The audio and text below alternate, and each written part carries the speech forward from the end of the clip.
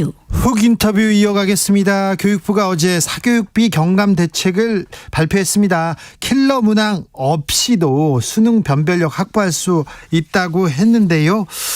이 대책은 5개월 앞두고 있는 수능에는 어떤 효과를 낼지 진단해 보겠습니다. 이범 교육평론가 연결했습니다. 안녕하세요. 예, 안녕하세요. 네. 수능 킬러 문항 배제하면 수능 어떻게 되는 건지 좀 말이 많습니다. 그래서 좀 자세히 좀 들어보겠습니다. 이번에 교육부가 내놓은 사교육비 경감 대책 어떻게 보셨습니까? 네, 핵심이 되는 것은 역시 이제 킬러 문항을 배제하겠다라는 내용이고, 네. 그리고 그 구체적인 사례로 국어, 영어, 수학 그리고 과학 과목에 걸쳐서 킬러 문항 26개를 공개를 했죠. 네. 이거는 저는 굉장히 기념비적인 어떤 수능 역사에 있어서의 하나의 전환점이 될 수 있는 사건이라고 보는데요. 네. 왜냐하면 킬러 문항이라는 것이 대략 2010년대 초반에 출현했습니다. 예. 과거에는 2011학년도까지는 수능이 그렇게 쉽지는 않았거든요. 그래서 네. 만점자가 이제 간간히 한 번씩 나오는 그런 정도였는데, 2012학년도 수능부터는 굉장히 수능이 좀 전반적으로 쉬워져요. 예, 물수능 얘기가 나왔죠. 예, 전 과목 만점자가 뭐 두 자릿수, 적어도 한 자릿수씩 연속적으로 나오는 이런 일이 지속이 됩니다. 네. 이거는 당연히 정부 당국의 정책 의도가 작용한 것이죠. 예. 그러니까 수능을 좀 전체적으로 쉽게 내서 사교육비를 좀 억제해보자. 예. 이런 정책 의도가 이명박 정부 후기부터 시작되어서 박근혜 문재인 정부까지 이어졌던 것인데요. 네. 그러면 이제 출제자 입장에서는 이제 고민이 되는 게 있습니다. 왜냐하면 전체적으로 쉽게 내긴 해야 되는데, 그런데 만점자가 너무 많이 나오면 또 출제 잘못했다고 비판을 받을 수 있거든요. 예. 이따가 얘기할 기회가 있겠습니다만 만점자가 지나치게 많으면 변별력에 문제가 있다. 뭐 또 이런 이제 문제에 부닥치기 때문에 전체적으로 쉽게 내면서도 킬러 문항을 조금씩 섞어서 내는 이런 관행이 있었습니다. 예. 이게 이제 2010년대 들어서 발생한 것인데요. 네. 그러다 보니까 여러 교육시민들 사회단체에서 어떻게 비판했느냐. 이 문제를 봐라. 이 문제를 보면 이건 대학 교수 못 푼다. 예. 이거는 수능이라는 취지가 대학에서 수학할 능력이 어느 정도 있는지를 측정하는 건데, 문제를 너무나 꼬아내거나 아니면 지문을 너무 어렵고 복잡한 걸 내면 과연 이걸 맞췄다고 정상적인 수학 능력이 있다고 볼 수 있는지, 또는 이걸 못 맞췄다고 그 능력이 없다고 볼 수 있는지, 이게 애매해진단 말이죠. 예. 그래서 한마디로 말해서 이 수능이 너무 어려운 킬러 문항들이 나오면 그것이 타당성을 잃어버린다. 네. 변별력을 위해서 타당성을 희생시킨다. 이런 비판이 있었던 것입니다. 예.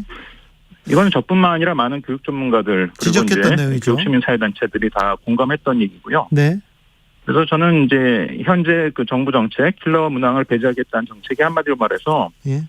굉장히 적절한 정책을, 예. 그러나 굉장히 부적절한 방식으로 내놨다. 예. 이렇게 한마디로 정리할 수 있을 것 같습니다. 공교육을 강화하겠다. 쉬운 문제 내서 수업만 잘 들으면 사교육 안 받아도 충분히 시험 보게 하겠다. 이거 모든 국민이 찬성하고 공감하는 그런 얘기입니다. 그런데 그 학생도 선생님도 지금 다 혼란에 빠졌습니다. 그 이유는 뭐라고 생각하십니까? 일단 시기가 안 좋죠. 왜냐하면 수능 킬러 문항을 내지 않겠다, 이런 중요한 발표를 하려면 네. 최소한 1년쯤 전에는 발표해야 되지 않느냐. 이게 이제 많은 입시 전문가들의 중론이고요. 네. 그래야만 이제 학생들이 대비할 전략을 제대로 세울 수 있고, 또 중간에 이제 혼란을 겪지 않을 수 있는 것이죠. 그런데 일반인들은 잘 모르겠습니다만 수능 시험을 내는 기관이 이제 교육과정평가원인데요. 네. 이 교육과정평가원에서 그해 수능의 이제 출제 방향을 미리 예고하는 이런 모의고사를 2번을 봅니다. 예. 이게 이제 6월에 있고 9월에 있는데요. 네. 이번 발표를 보면 1년 전은커녕 심지어 6월 모의고사를 치르고 나서 발표했어요. 예. 그러면 6월 모의고사의 출제 경향마저도 스스로 부정하는 행위란 말이에요. 그렇죠. 그러니까 수능 준비하는 수험생들 입장에서는 이게 뭐야, 이런 이제 굉장히 당황스러운 이제 상황이 발생하는 것이고요. 네. 이런 시기적인 문제가 있고, 또 하나 부적절했던 것은 무엇이냐면 메시지가 굉장히 혼란스럽게 전달됐습니다. 예. 처음에 메시지는 킬러 문항 배제 이런 명확한 메시지가 아니었죠. 처음에는 학교 수업에서 다루지 않는 것을 내지 않도록 하겠다. 이런 식으로 전해졌다가 그러니까 이제 발칵 뒤집혔죠. 예. 왜냐하면 학교 수업이라는 것이 생각보다 애매하잖아요. 왜냐하면 주요 과목, 국영수 같은 과목은 교과서가 10종이 넘습니다. 네. 그러니까 어느 학교 어느 선생님한테 배우는지에 따라서 학교 수업의 내용과 범위가 다 상당히 다른 거예요. 예. 그래서 이제 수험생 커뮤니티에서 이게 이제 엄청난 불만을 샀는데 이거는 이제 정부에서 바로 정정을 하긴 했죠. 예. 학교 수업 외를 배제하는 것이 아니라 교과과정 이외의 것을 배제한다는 뜻이다. 예. 이것도 이제 약간 애매하긴 했습니다만 그나마 좀 정책의 방향을 짐작할 수 있었던 것이고요. 그리고 이제 다시 며칠 있다가 킬러 문항을 배제한다 이런 식으로 좀 더 명확하게 됐죠. 그래서 일단 첫 번째로는 시기적으로 너무 뒤늦게 수능이 5개월밖에 남지 않은 시점에서 발표한 것이 잘못한 것이고 또 하나는 너무 메시지를 혼란스럽게 자꾸 바꿨다. 네. 처음부터 좀 명쾌하게 킬러 문항 안 내겠다 이런 식으로 발표했으면 그나마 좀 혼란이 적었을 텐데 어쨌든 올해 수험생들 굉장히 마음고생 많이 했을 것 같습니다. 네.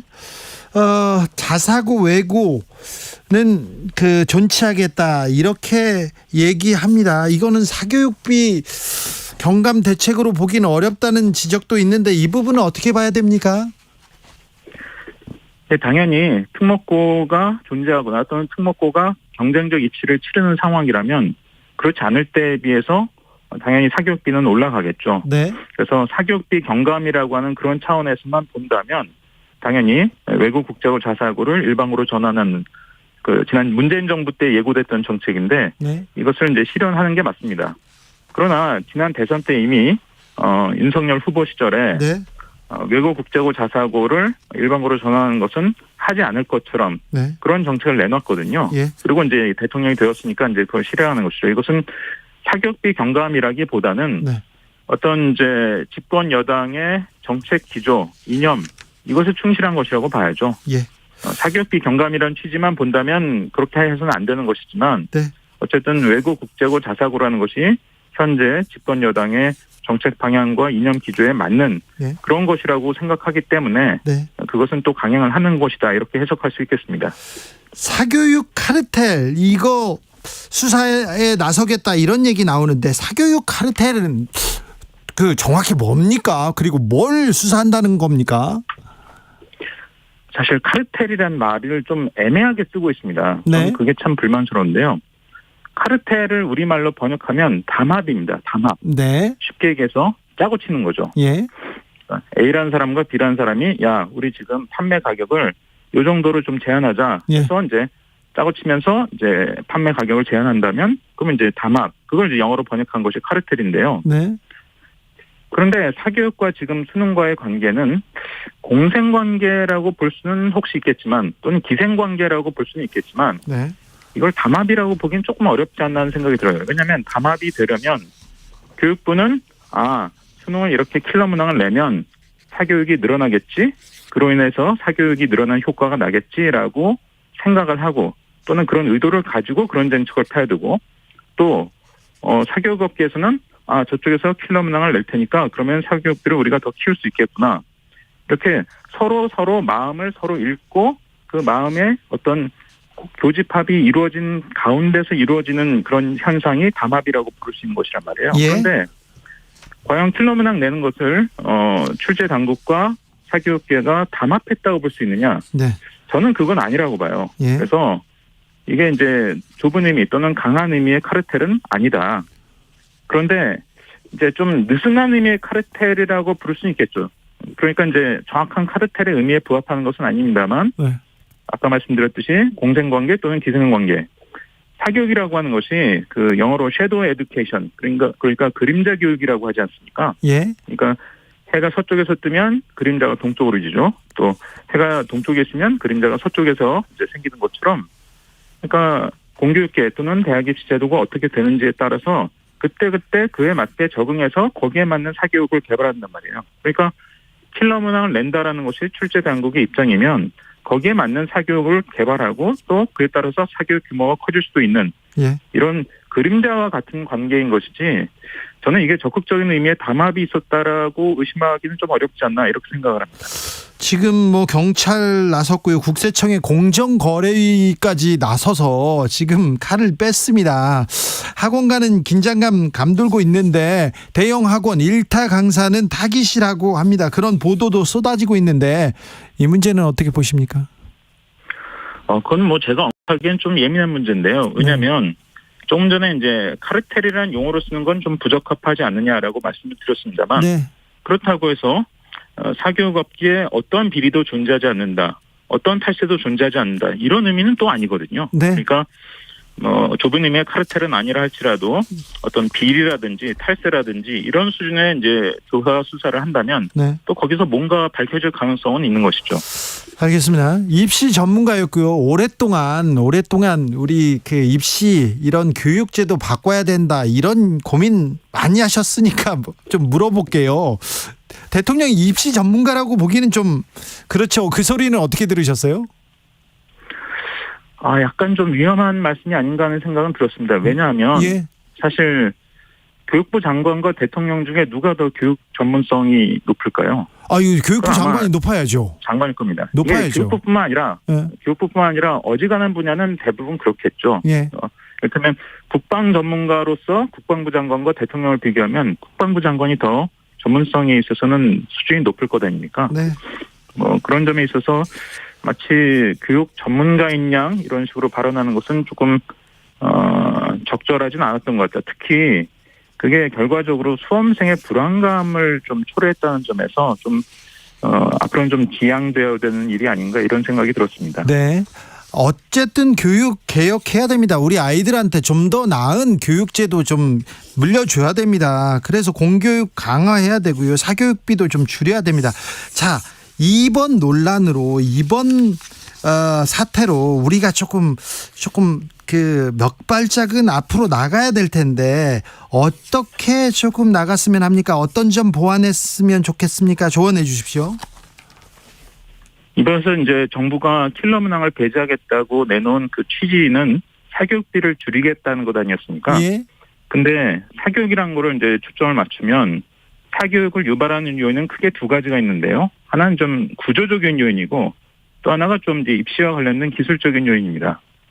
구조적인 요인은 이제 잘 아시겠지만 뭐 고질적인 대학 서열, 그래서 인기 대학에 진학하기 위한 경쟁이 있고 또 인기 학과에 진학하기 위한 경쟁이 있죠. 네. 의대를 위한 경쟁이라든지 요즘 컴퓨터공학과가 인기가 높아졌다든지 이런 것을 뜻하는 건데요. 네. 이건 이제 구조적인 문제. 그래서 대학 시스템을 어떻게 바꾸느냐, 그리고 노동시장에 어떤 변화가 일어나느냐 이것에 따라서 이제 달라지는 문제입니다. 네. 근데 기술적인 요인은 이제 주로 대학 입시 제도가 어떻게 되느냐, 복합성이 커서 여러 가지 요인을 동시에 반영하는. 그래서 이제 학생들이 이제 철인 5종 경기 하다가 이제 10종 경기 해야 되는 이런 상황이 될수록 사교육이 자극되는 측면이 있고요. 또 하나가 이제 난이도가 지나치게 높아지면 또 사교육비가 자극되는 측면이 있습니다. 근데 이번 정부의 정책은 크게 보면 이 기술적인 요인 중에서도 이제 난이도 문제를 건드려서 사교육을 좀 제어해 보겠다 이런 취지인 것으로 보이는데요. 저는 그 취지는 뭐 꼭 나쁜 것이 아니라고 생각합니다. 예. 그런데 사실 이 기술적인 요인보다 사교육 또는 학생들의 어떤 스트레스를 좌우하는 더 큰 요인은 역시 구조적인 요인이란 말이에요. 그러니까 고질적인 대학 간 격차, 그리고 노동시장에서 특정 직업이 아주 인기 직업이 되는 문제, 뭐 이런 것들이 겹쳐서 나타나는 일이기 때문에 결국 궁극적으로 노동시장을 우리가 이제 근본적으로 바꾸는 것은 그렇게 쉬운 일은 아닐 거고요. 그것보다는 그래도 조금 해볼 만한 게 대학 간의 격차를 줄이는 건데, 네. 지금 대학마다 교육의 질이 굉장히 다르거든요. 예. 예를 들어서 대학생 학생 1인당 얼마의 교육비를 투자하느냐, 예. 이건 이제 학생이 내는 등록금이 아니라 대학이 얼마씩 학생 1인당 투자를 하느냐 이것을 보면 서울대가 이게 1년에 5천만 원이 넘고요. 네. 근데 연세대가 되면 바로 이게 3천만 원대가 됩니다. 아, 그래요? 그리고 성균관대가 되면 바로 2천만 대가 되고요. 아, 중앙대가 되면 이게 1천만 원대가 돼요. 그래요? 그래서 이게 우리가 알고 있는 대학 서열이라는 게 쉽게 얘기해서 재정 격차로 인한 교육의 질적 수준의 차이입니다. 그러니까 교육의 질이 다른 거예요. 예. 그러네요. 그리고 이제 그게 굳어지면 학벌로 이제 이게 이어지는 거거든요. 그래서 한국 대학 전체적인 수준의 상향 평준화가 필요하다. 쉽게 얘기해서 좀 좋은 대학이 지금보다 훨씬 늘어나게 만드는 적극적인 정책이 필요한데 뭐 지금 교육부가 뭐 글로컬 대학 30개 지정하겠다 뭐 그 내놓은 재정 수준을 보면 아주 가는 기별도 안 가는 그런 재정 가지고 뭐 뭘 해보겠다는 건데 그런 식으로는 되지 않고요. 굉장히 적극적인 재정 투입을 통해서 대학의 수준을 좀 상향 평준화, 그러니까 좀 비슷한 좋은 대학들이 굉장히 지금보다 많아지게 하는 그런 적극적인 정책이 필요하다라고 봅니다. 공교육 정상화, 대학개혁 그리고 교육개혁까지 참 갈 길이 멉니다. 우리 아이들을 정글 같은 그냥 학교에다 몰아넣고 시험 봐라, 시험 잘 보면 된다 이렇게 얘기하는 거는 너무 무책임한데 아무튼 우리 교육의 미래를 위해서 계속 고민하는 시간 갖겠습니다. 자주 얘기 듣겠습니다. 예, 고맙습니다. 이범 교육평론가였습니다.